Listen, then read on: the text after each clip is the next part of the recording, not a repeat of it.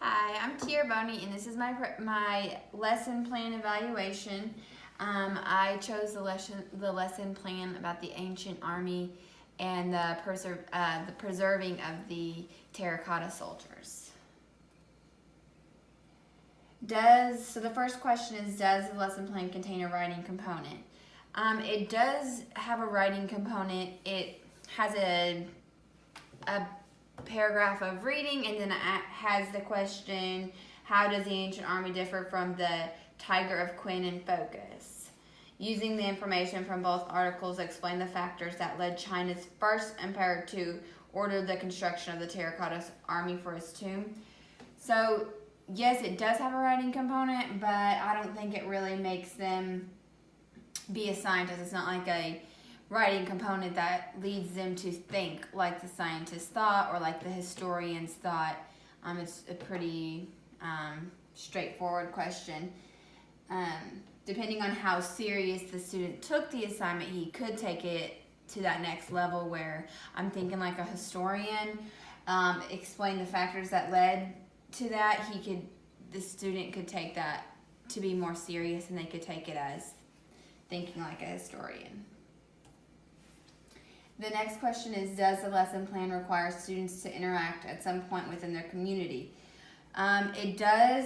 It says to share their observations. So at the beginning, it has a little project that they do, and they are to share their observations. So I guess you could take that however you'd want. They could do it one-on-one, small groups, or whole group, depending on the grade level and the size of the class. But to me, that is sharing within their community. They're sharing their hypothesis, and they're getting what their other classmates think about their hypothesis and what their hypothesis is. Does the lesson plan include a project-based activity? Yes, like I just said in this last slide.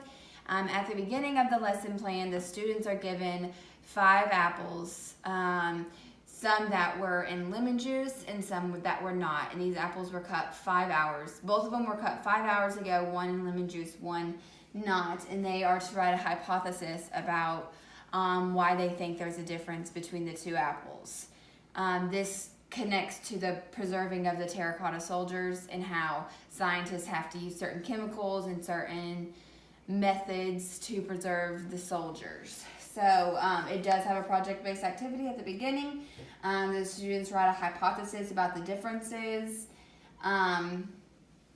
They are doing the work that real scientists or real historians do in the real world? Yes, to some degree. I mean, for whatever grade level it is, you could allow the students to do it if you wanted, or depending on their grade level, you could just provide it for them. And they're thinking about how scientists use different chemicals, and how apples with different chemicals or different variables can change what the apple looks like. So this is creating a why for why things happen, and they have to create their own hypothesis. And at the end, the evaluation. Does the lesson require the students to think like a scientist? And does it fit within their discipline? I think overall the lesson does make the students think like a scientist/historian.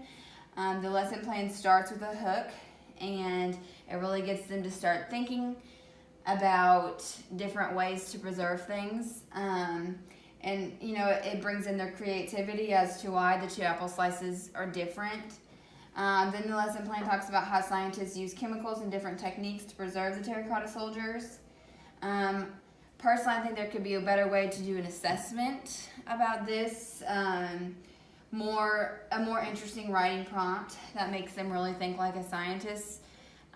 Depending on the grade level, you could have them think of a different type of fruit or a different type of something that what would they use to preserve something? Give them peaches, and they have to come up with something that they think would preserve that peach, and have 2 different variables, and just to get them to think more like a scientist or a historian, think what other things need to be preserved that we've learned about.